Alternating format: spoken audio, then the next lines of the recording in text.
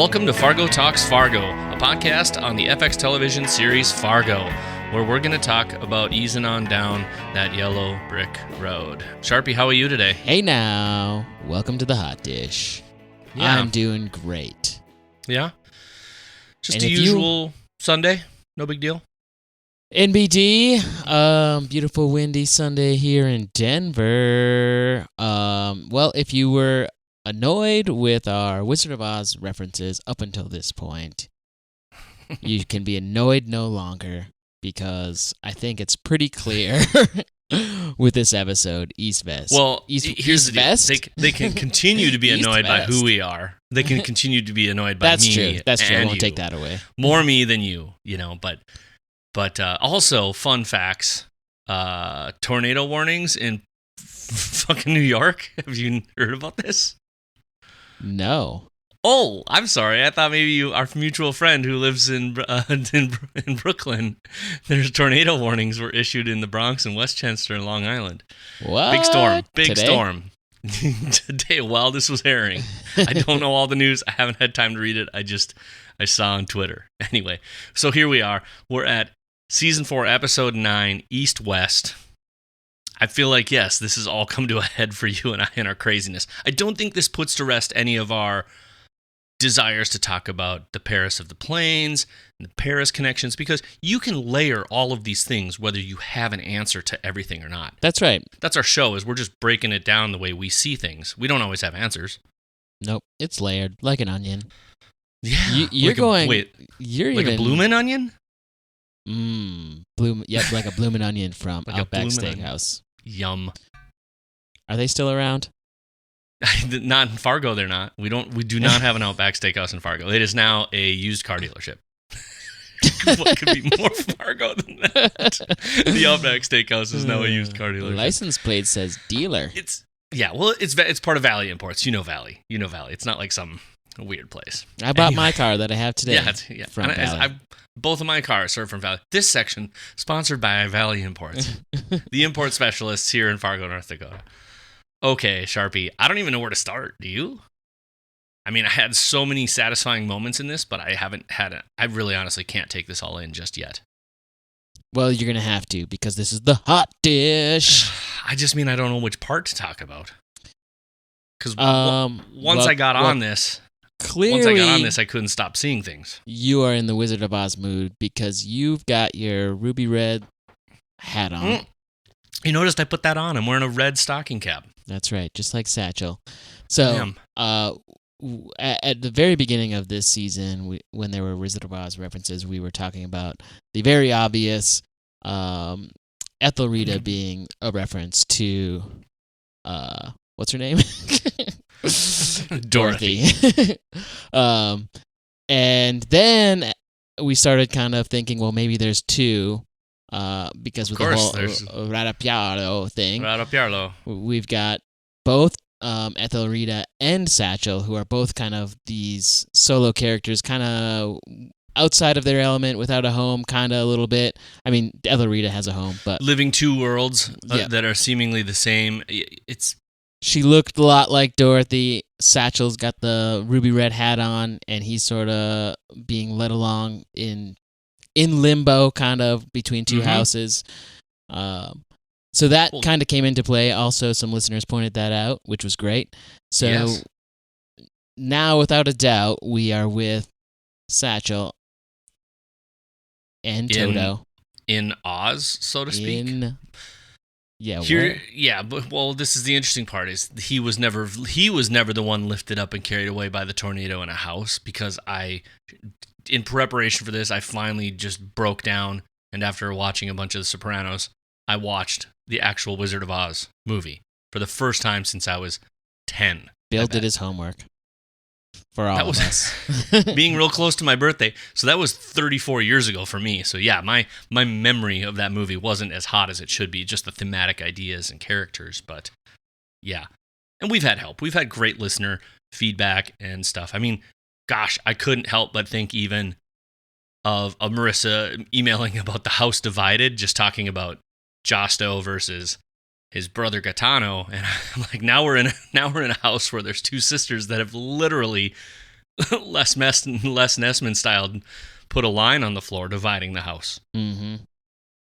Everything. The West. rugs are different. Crazy. It's yeah, the East, West rugs Bowl. was great. They were The rugs was great. The rugs was great. It was even great how it wasn't the same rug either, was it? Did you notice one rug was a little longer than the other one? I mean, it wasn't perfect, but so many good things. Just because I think we're gonna have to have a big show. This is gonna be a tough one to record tomorrow. And if we're a little late to talk about, there's the obvious. If we're a little late, it might be because it takes a little while for me to chop it down. There's the obvious Oz stuff, but then we can go into, what did you think of that little turtle story? The King of Turtles. The turtle story was really interesting. I love the billboard conversation happening. Yeah, there's definitely a Coen Brothers reference in there that I haven't quite nailed down yet, but it felt very familiar. Yeah, well, the Coen Brothers reference there, I think, is the billboard. I just forgot the name of the movie. 3 Billboards. You remember that? Yeah. I didn't see it yet, so I apologize. 3 Billboards outside Ebbing, Missouri. That's their other thing. I thought maybe it had to do with that. That could be. I haven't seen it. I'll have to check into that. You have another thing to watch. The whole Clyde Tombaugh, who discovered Pluto. They were, twice, two different characters in 2 separate situations looked at that little thing, which is true. Clyde Tombaugh, who discovered Pluto, is from out there, and I'm trying to make sense of the Pluto thing. It's a planet that now isn't a planet, but maybe should be a planet. And, like the reality of what that is even got its own dual nature. Yeah, the planet with 2 personalities. Yeah, I mean, I think that's another theme I feel like we've clung to through this season is Oz, the duality of things because of the light and dark and the your own shadow and the all of those things in Gemini. And then we've stuck to our Paris references. Mm-hmm. So in a way, we might ramble, but we stay the course with what we're thinking. Sure. And we've got Rabbi and Satchel staying at Barton Arms, obvious nod to Barton Fink there, playing 2 different people, Duffy and Colt. So those names are interesting. So we'll get into that tomorrow, which will be fun. I figured out how to watch it differently tonight, Sharpie. Instead of watching it on my computer, I downloaded the right app and put it on my Apple TV. So I was able to turn closed captioning on during my first watch. So I caught some other character names that that weren't obvious. Did you catch Hunk? Well, that's the funny thing is, so Hunk is a character from The Wizard of Oz. There's a lot of it. You don't say. Shocker, you don't right? Say. There was a lot of them. Hunk is a character in The Wizard of Oz, so is Hickory, and we were introduced to Hickory. And, of course, you probably caught that the store was the T. Woodsman catalog store, which is Tin Woodsman. Yep. The Tin Man, so...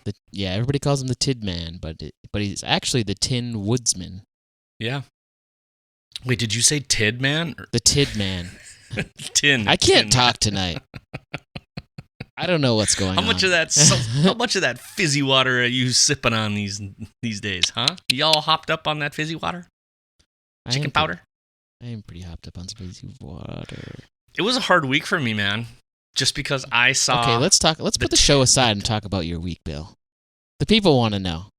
I wanted to talk to you about a few things that came to my mind, and I realized I couldn't. And as you know, I don't let you talk to me outside of this show. Well, that's also true. The restraining order clearly states I'm only allowed to call you during certain times, but I just couldn't give you anything. I wanted to help tee you up because the only piece I caught at the very end of next week on Fargo kind of thing was I saw the tornado.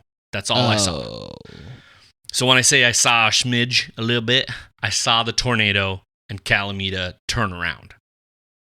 So that's it. That's all I saw. So I knew just a little bit of me was like, just the T. It's coming. Yeah, just the tip of that tornado. I did not see that, and I'm glad I didn't. I know. Well, we had a pretty good tweet from somebody mid-show saying, Antsman41 said, "That's why you don't watch Next Time on Fargo. Had no clue there would be a tornado other than Fargo Talks Fargo's crazy Oz speculations." Are we crazy now? Are we so crazy? Are we crazy? That's the thing. I don't think it's so crazy that we've literally seen the tornado twice. We saw it scribbled on the wall in the first episode. You and I got into a discussion about tornadoes in Fargo and the actual tornadoes. The F scale and the F scale.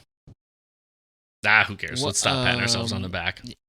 Any thoughts? Any initial thoughts on the dog's name of Rabbit? There's something I gotta look up on that. I have a hunch, but I don't want to say now. It's too far of a speculation.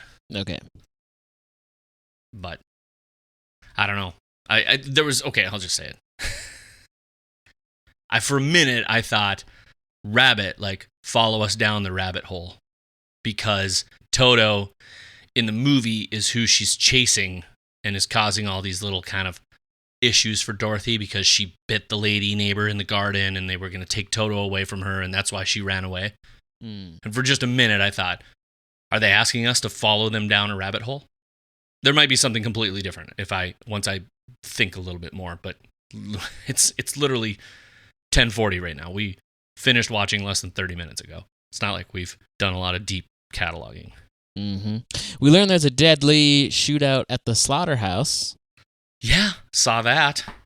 Deadly slaughterhouse shootout and a random Korean War reference that I hadn't put that together, and the whole socialist, liberal, communist era kind of thing. Yeah, the atheist communists versus the democratic socialists, or democratic Christians, not socialists. Yes, yeah. Honestly, we took a little flack from a few folks about our politics in this season, the way you and I talk. But hey, I'm sorry. It's a political show. I've got opinions, and I'm talking about it in relation to the show. I'm not slapping a Biden sticker on your bumper.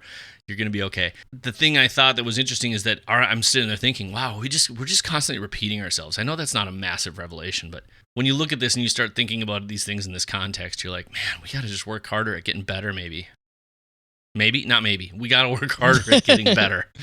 I'm positive about that, but yeah, but plus we're in liberal Kansas, which, by the way, is not close to Kansas City. Where is liberal Kansas? There is Liberty and liberal Kansas. One is just south, right, kind of down by Oklahoma. The other one is down south by Oklahoma, but on the other side of the state. You know that little finger of Oklahoma sitting over like Texas? So if you went straight south, it wouldn't take you too long, I'd reckon. I can say that, right? To get to Texas from there, from liberal Kansas. And liberal. Well, I mean, if you're down there, you'll probably say liberal. I don't know, man. There's just so much here. That is one part of the world I've never been.